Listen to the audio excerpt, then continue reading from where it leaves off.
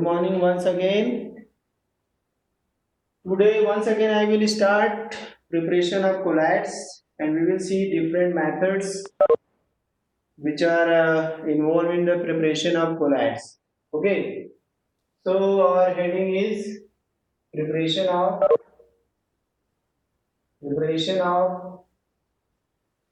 colloid. और इसमें हम लोग जो है कि तीन मेथड बताया था हमने. पहला मेथड था डिस्पर्शन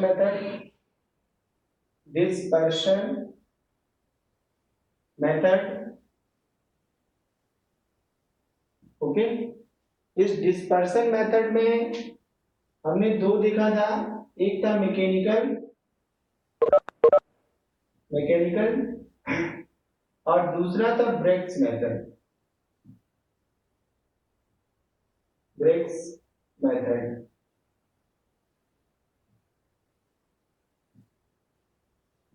ओके. Bredig's method. और इसके बाद दूसरा हमारा था कंडेंसेशन.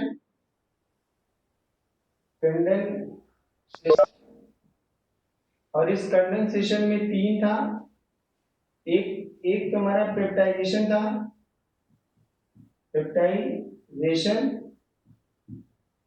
और दूसरा हमारा था एक्सेसिव कूलिंग.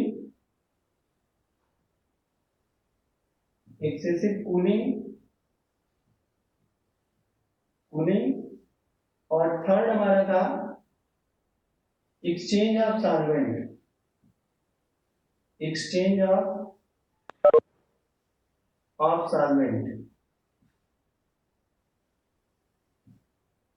और तीसरा मेथड इसमें हमारा था. तीसरा मेथड वो था केमिकल मेथड.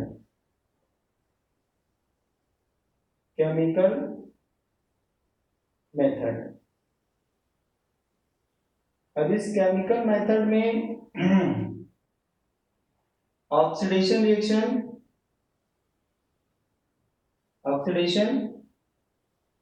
रिडक्शन,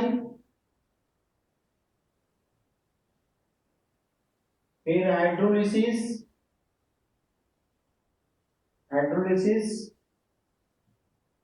और last one was double decomposition.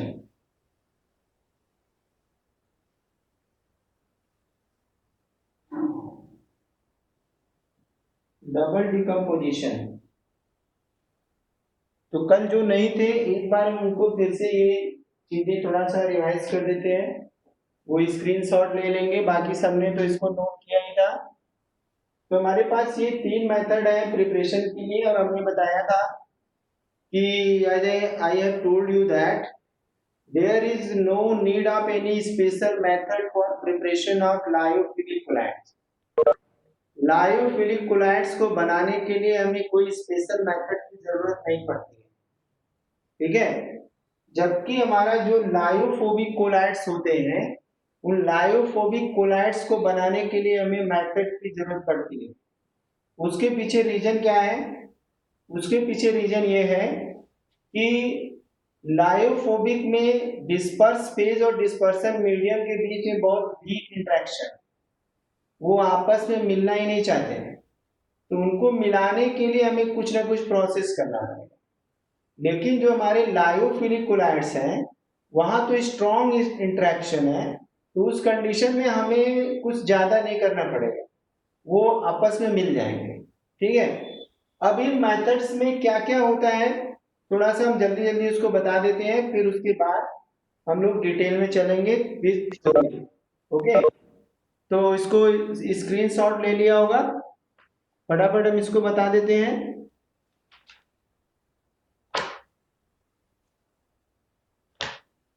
तो ये एक एक मेथड हम यहाँ पे देख लेते हैं. पहला हमारा जो है डिस्पर्सन मेथड. डिस्पर्सन का मतलब क्या होता है? हमें किस सॉल्यूट को हमने सॉल्वेंट के अंदर डाल दिया, वो जाकर के पूरी तरह से मिल गया, घुल गया, डिस्पर्स हो गया.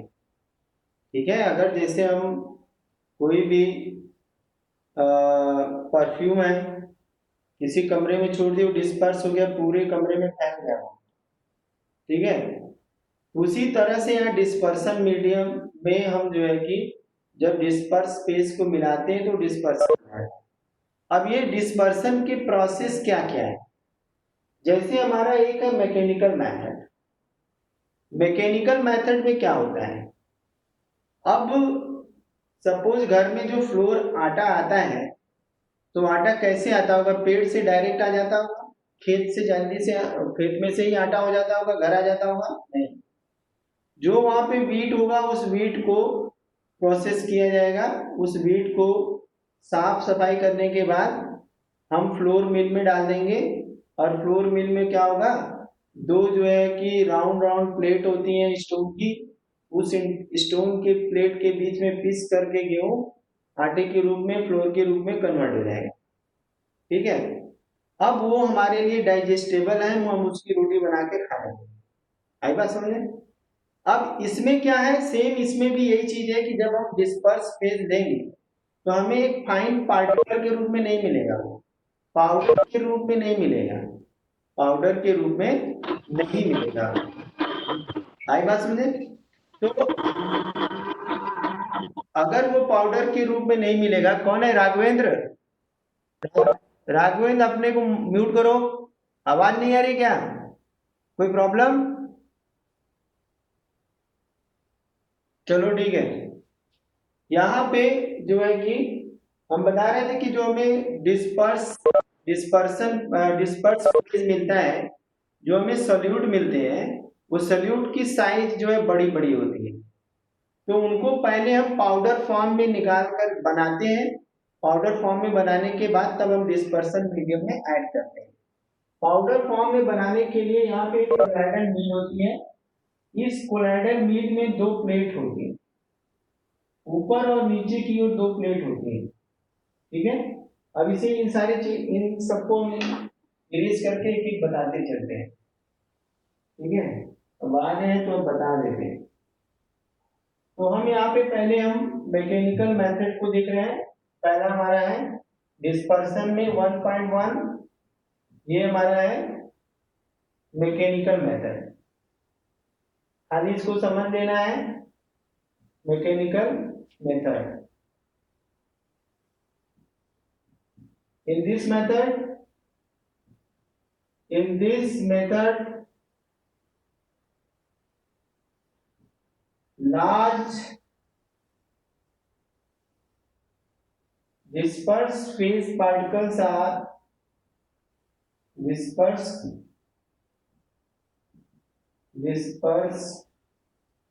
phase particles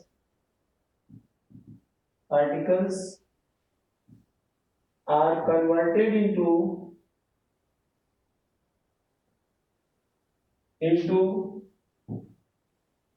small particles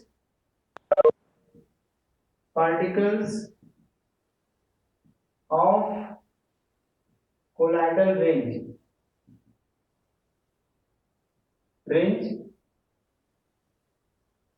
and then dissolve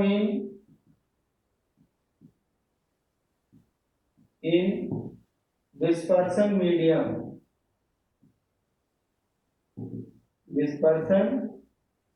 medium। अब इनको डिस्पर्सन मीडियम में डाल दें। ठीक है, इसमें होता क्या है ये भी हम देख लेते हैं। दो प्लेट होती है मेटल की, पतली प्लेट होती है मेटल की, ये मेटल की प्लेट एक दूसरे के ऊपर अपोजिट डायरेक्शन में चलती है, और इन प्लेट के बीच का जो डिस्टेंस होता है ऐसा एडजस्ट किया होता है कि वो कोलाइडल रेंज का पार्टिकल बनाता है।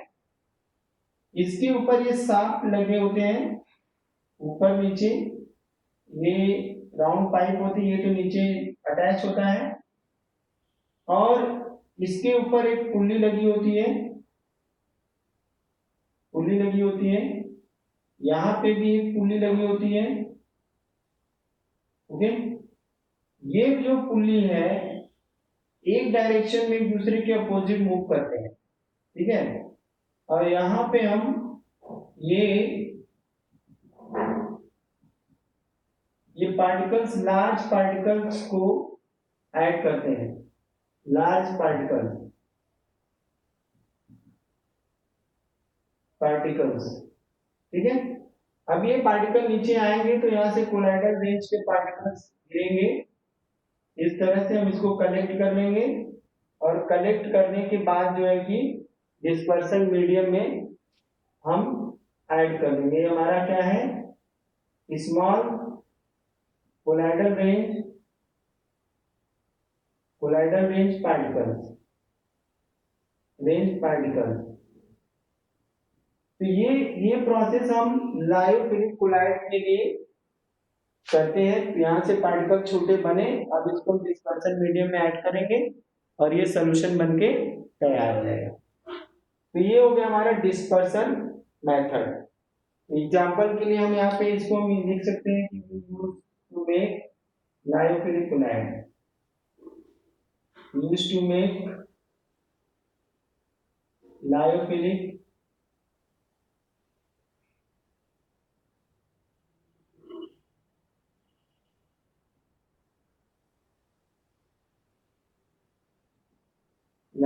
कोलाइड।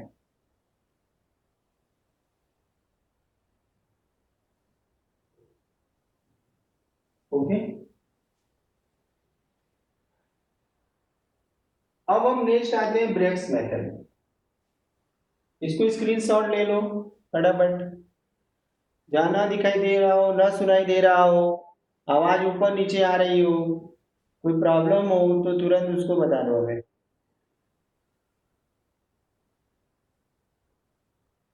अभी 18 है, 5 लोग एब्सेंट चल रहे हैं। इसमें आज तिवारी का पता नहीं है, चंदन तिवारी,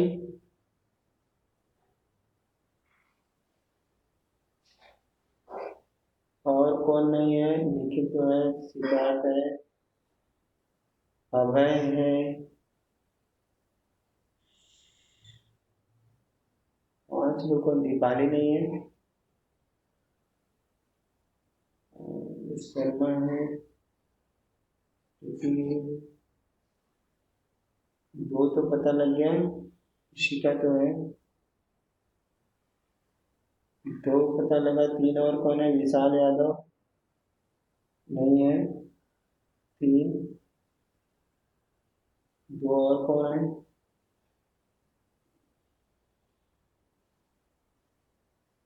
तो और कोई है। अब यहाँ पे हम इसको इरेज कर देते हैं। अब हम ब्रेक्स मेथड को देखते हैं, बहुत सिंपल है, समझ लिए तो रटने की जरूरत नहीं है, ठीक है। जो एब्सेंट है उन्हें एप्लीकेशन देना होगा, अदरवाइज उनके लिए दिक्कत होगी। तो अब यहाँ पे हमारा जो है फर्स्ट और सेकंड पॉइंट, ब्रेक्स मेथड।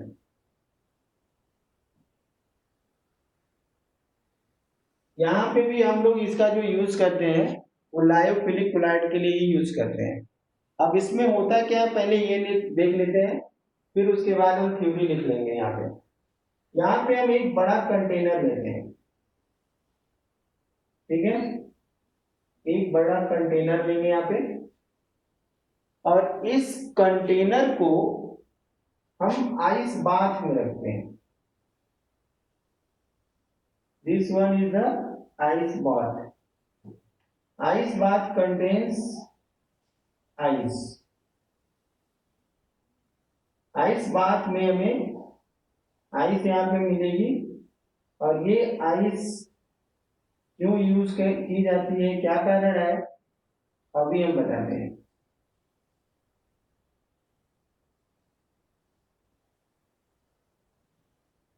ये जलेबी समझ के मुंह में पानी ना आए, ये जलेबी नहीं है, जिलेबी है। तो ये हमारा है आइस बाथ, आइस बाथ, ठीक है। और इसके अंदर ये जो है कि हमारा ये है कंटेनर, मेटल कंटेनर, ठीक है। इसके अंदर हमें जो भी जिसका भी हमें कोलाइडल सॉल्यूशन बनाना है, सॉल्व बनाना है, उसी का साल्ट ले लेते हैं। सपोज हम यहाँ पे बना रहे हैं गोल्ड सॉल्व, गोल्ड सॉल्व बना रहे हैं यहाँ पे, ठीक है। ये जो हम लोग क्रीम वगैरह बन मार्केट में आती है, फेयरनेस क्रीम वगैरह, तो उसमें भी गोल्ड सॉल्व का यूज किया जाता है चमकती दमकती त्वचा के लिए।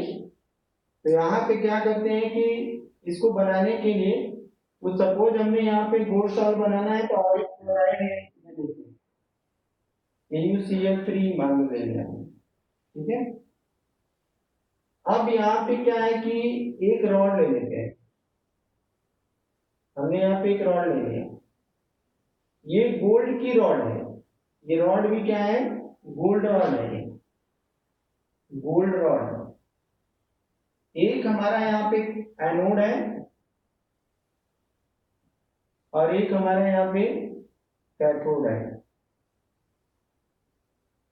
ये एनोड और कैथोड हाई वोल्टेज से जुड़े होते हैं।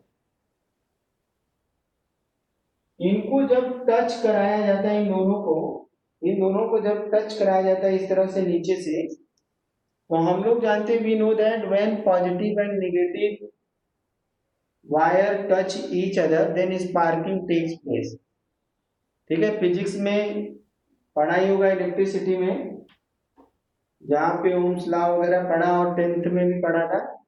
स्पार्किंग होती है जब पॉजिटिव नेगेटिव वायर आपस में मिल जाते हैं, और फिर वहां देखते हो कि जब भी पॉजिटिव नेगेटिव वायर मिलते हैं तो दोनों ही मेल्ट करके अलग हो जाते हैं।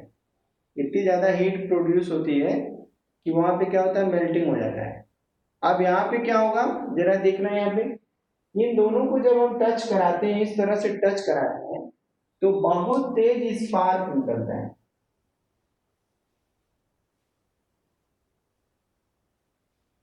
अब इस स्पार्क से क्या होता है कि हमने बताया कि जैसे दोनों पॉजिटिव नेगेटिव वायर आपस में टच करेगा तो वहां मेल्टिंग होगा, उतना हिस्सा वहां का मेल्ट कर जाएगा।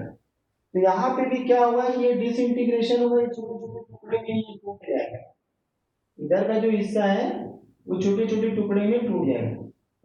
लेकिन इतनी ज्यादा हीट है कि वो इवेपोरेट हो सकता है। तो क्या हो सकता है, इवेपोरेट हो सकता है। तो इवेपोरेट होने से बचाने के लिए हम आइस बाथ में रख देते हैं, ताकि वो वेपर बन के उड़ ना पाए। एक बार फिर से समझ लो, यहाँ पे हम दो इलेक्ट्रोड लेते हैं, हमें जिस भी मेटल का सॉल्व बनाना है उस मेटल का इलेक्ट्रोड ले लेते हैं जो कि हाई वोल्टेज से जुड़े होते हैं। अब इन दोनों को हम जब पर्टिकुलर सोल्यूशन के अंदर जब टच कराते हैं, तो दोनों के टच करने के बाद क्या होता है, स्पार्किंग होती है। स्पार्किंग से जो ऊपर के पार्ट है वो टूटने लगते हैं, और ये उतने ज्यादा छोटे होते हैं, और फिर जब हीट वहां पे प्रोड्यूस होती है तो हीट प्रोड्यूस होने की वजह से वेपराइज होने का डर रहता है। तो हम यहाँ पे आइस बाथ के अंदर जब ये प्रोसेस कराते हैं तो ऑलरेडी टेम्परेचर डाउन रहता है और इस वजह से इवेपोरेट नहीं हो पाते हैं, और आसानी से ये जो सॉल है, यहाँ पे जो डिस्पर्स फेज है, डिस्पर्सन मीडियम के अंदर आसानी से घुल जाता है, और इस तरह से हमारा सॉल बनके तैयार हो जाता है, ठीक है। तो यहाँ पे एक सिंपल स्पार्किंग मेथड है जहाँ पॉजिटिव नेगेटिव वायर को मिला दिया जाता है और फिर इंटेंस कूलिंग कर दी जाती है तुरंत एडवांस, जिसकी वजह से जो है कि आसानी से कूलिंग हो जाती है और सॉल्व बन के हमारा तैयार हो जाता है। तो ये हो गया हमारा ब्रैक्स मेथड, ठीक है। इसको नोट कर लो, और इसको ऐसे जैसे हमने एक्सप्लेन किया वैसे इसको लिख देना। अगर प्रॉब्लम होगी तो हम लिखवा देंगे। बस इसमें क्या लिखना है कि we take ice bath, in this ice bath we keep ice, and in this ice bath we take another container of the metal in which we take the electrolyte of the same metal, and the metal rod we use, okay, that can be converted into salt. जिस metal rod को हम use करते हैं वो salt में convert होते हैं, ठीक है। और यहाँ पे when we touch both the positive negative electrodes. Then sparking takes place. Sparking results formation of small particles which easily disperse in the dispersion medium in colloidal range. This is the Bragg's method. Okay, तो इसको आप लोग ऐसे ही note कर लोगे. अब next हम आते हैं कंडेंसेशन मेथड पे. ठीक है, इसको स्क्रीनशॉट ले लो. बुक में तो कहीं नहीं है, लेकिन अब जो कि हमारे प्रिपरेशन मेथड में है, जान लेंगे, क्योंकि कंपटीशन में तो कोई रिडक्शन नहीं हुआ है, बोर्ड एग्जाम में रिडक्शन हुए हैं, तो हमें कंपटीशन के लिए सारी चीजों को ध्यान में रखना पड़ेगा. चलो इसको हम इरेज कर देते हैं. अब हम सेकेंड मेथड पे आते हैं, कंडेंसेशन मेथड.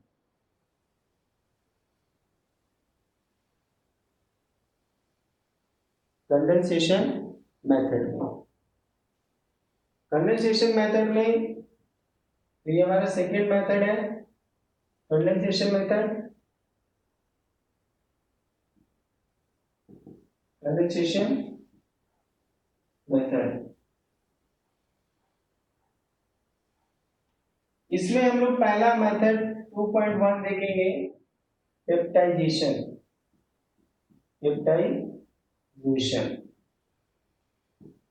पेप्टाइजेशन में क्या होता है,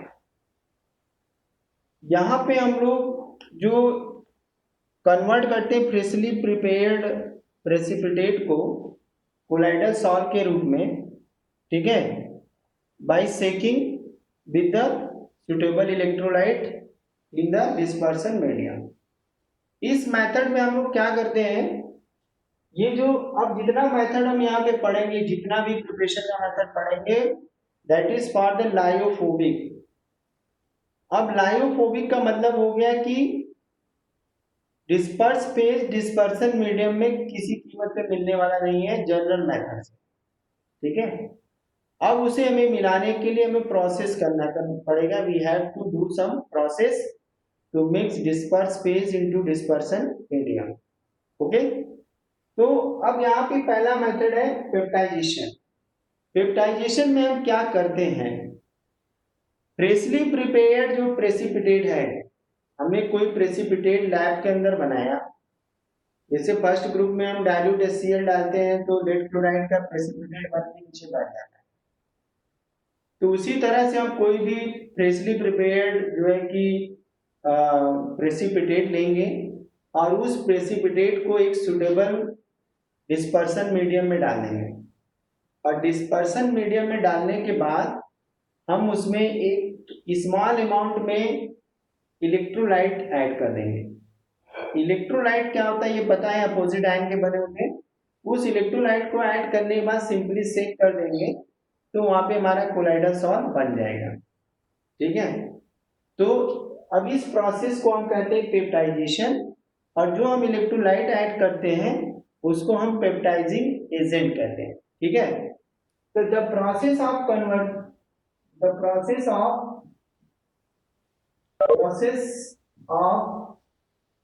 converting या converging, process of converging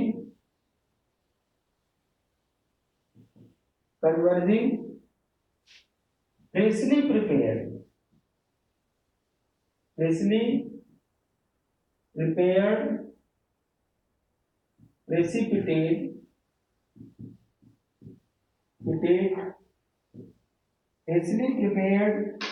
precipitate into colloidal salt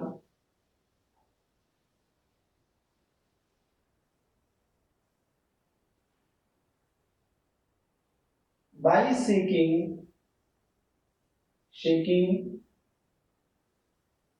in suitable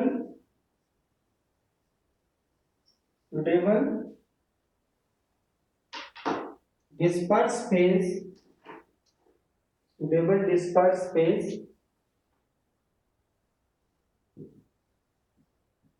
dispersion medium, dispersion medium in presence of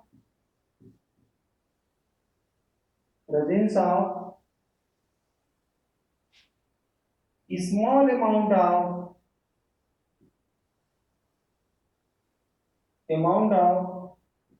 electrolyte is known as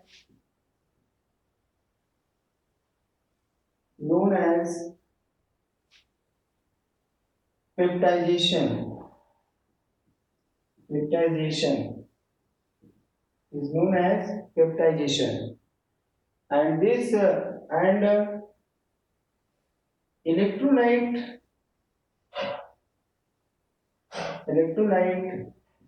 added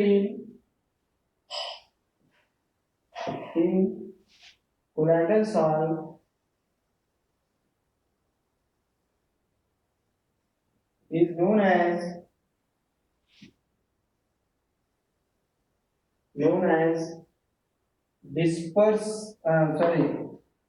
peptizing agent is known as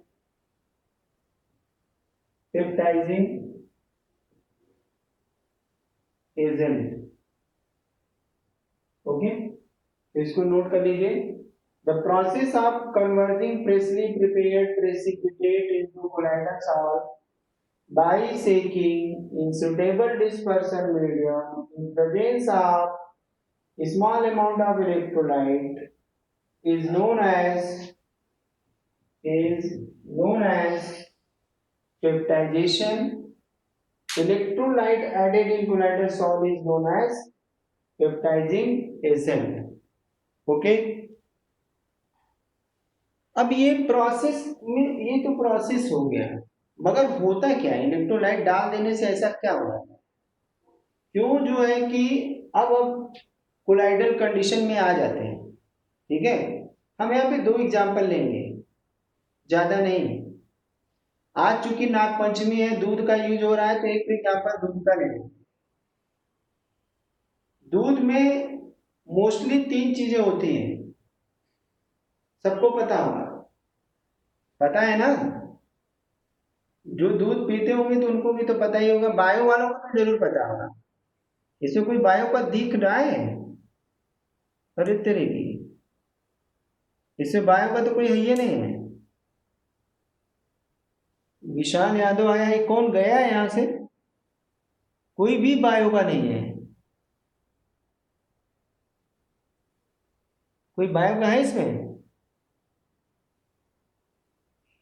Alyssa भी नहीं है. देवी तो है, देवी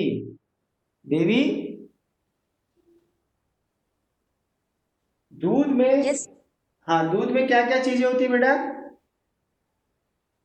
सर, लैक्टिक एसिड होता है. Good, lactic acid होता है. Very good. और क्या क्या होता है बेटा? लैक्टिक एसिड तो दूध में तब बनता है जब उसको हम कर्ड में कन्वर्ट करते हैं. तो कर्ड में बन गया तो वो कोआगुलेशन हो गया. I am talking about the milk only, not about the curd. Sir, enzyme pepsin. Pepsin? नहीं सर, नहीं, वो दूध में नहीं होता. No. Listen, water as a dispersion medium and fat as a dispersed phase. Casein protein and lactose sugar. These are 4 content of the milk. And you know that oil and water cannot mix to each other.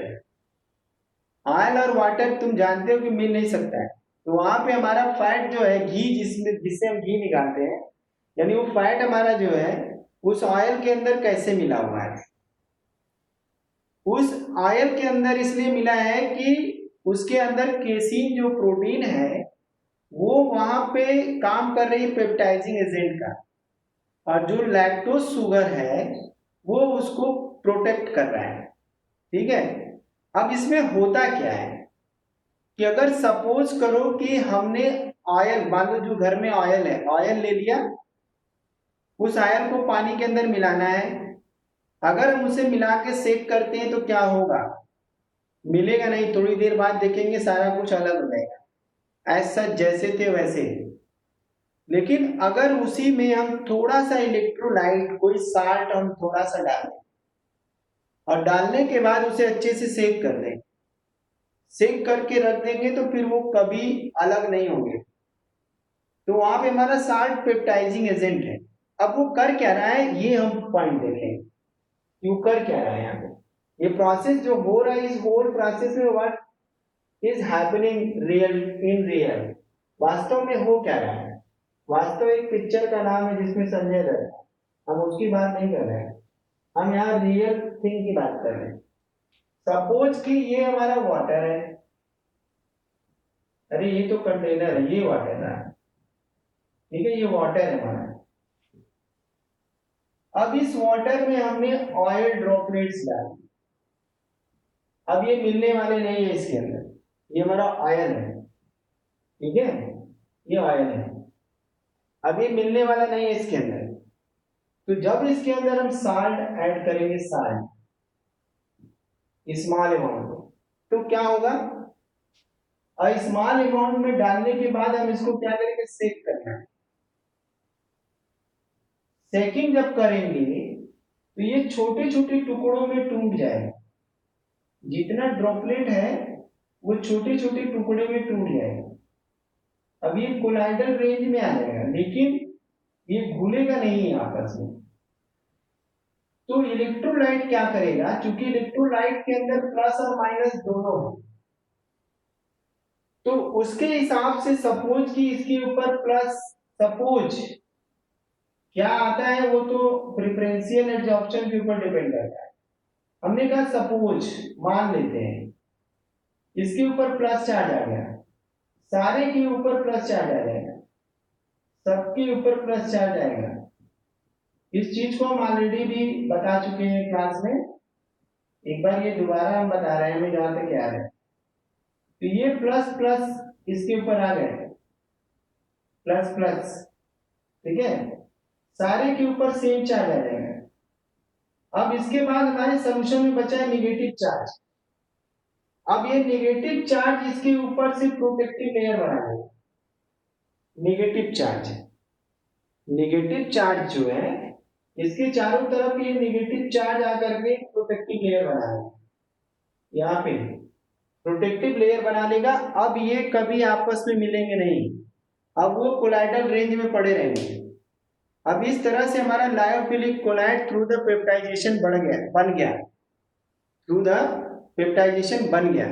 इसी तरह से milk में क्या होता है, जो fat है water में मिलने के बाद, अब चूंकि ये गॉड का गिफ्टेड है, तो गॉड अब कैसे करते हैं हमें नहीं पता, वो मिला दिए, ठीक है, स्टमक में जो है कि गाय के भैंस के मिल जाता है। तो वहां पे क्या होता है कि ऑयल और फैट, छोटे छोटे ड्रॉपलेट में ऑयल फैट जो टूट जाता है और उसके ऊपर केसिन की लेयर हो जाती है। अब वो केसिन लैक्टोज से प्रोटेक्ट हो जाता है और इस तरह से वो मिल्क बन जाता है, ठीक है। वैसे ही ऑयल और जब वाटर को मिलाएंगे तो एक मिल्की सॉल्यूशन बन जाएगा, ठीक है। इस तरह से पेप्टाइजेशन से जो है, यहाँ पे पेप्टाइजेशन से हमारा बन जाता है क्या, पेप्टाइजेशन से हमारा बन जाता है सॉल्ट, ठीक है। अब बात क्लियर है, इतनी बात समझ आई सबको, कहीं कोई दिक्कत है? पेप्टाइजेशन हमने लिख लिया, पेप्टाइजेशन हमने देख लिया, लेकिन अगर इसमें थोड़ा सा एक्स्ट्रा साल्ट डाला, जितना साल्ट डाला था कोलाइडल सॉल्यूशन बनाने के लिए, उसमें जरा सा एक्स्ट्रा साल्ट डाल दो तो क्या होगा, वो तुरंत जमने लगेगा, कोएगुलेट हो जाएगा। ऑयल अलग, साल्ट अलग, वाटर अलग, इसी को कोएगुलेशन कहते हैं। आगे हम टॉपिक ये पढ़ेंगे। मिल्क में इसी तरह से हम जब खट्टी चीज डाल देते हैं तो क्या होता है, प्रोटीन की लेयर हट जाती है और वो सारा का सारा जो है कि नीचे जाके बैठ जाता है, समझे। जो प्रोटेक्टिव लेयर रहती है, जो कवर रहता है, वो सब भी हट जाता है और इसके चलते जो है कि वो सोल्यूशन हमारा जो है वो पूरी तरह से सेपरेट हो जाता है, वाटर अलग हो जाता है और फैट अलग हो जाता है, जिसको हम कर्ड के रूप में जानते हैं, जम जाता है। ठीक है, इसी तरह जब पनीर बनाना होता है तो क्या करते हैं, उसमें भी एसिड यानी लैक्टिक एसिड, अरे सॉरी, साइट्रिक एसिड डाल देते हैं, फिर उसके बाद वाटर को अलग और उसे एक साथ जमा देते हैं, पनीर बन के तैयार हो जाता है। तो इस तरह से आज हम लोगों ने पेप्टाइजेशन को अच्छी तरह से जान लिया। नेक्स्ट क्लास में हम लोग excessive cooling, exchange of solvent और इसके अलावा केमिकल मेथड पढ़ेंगे।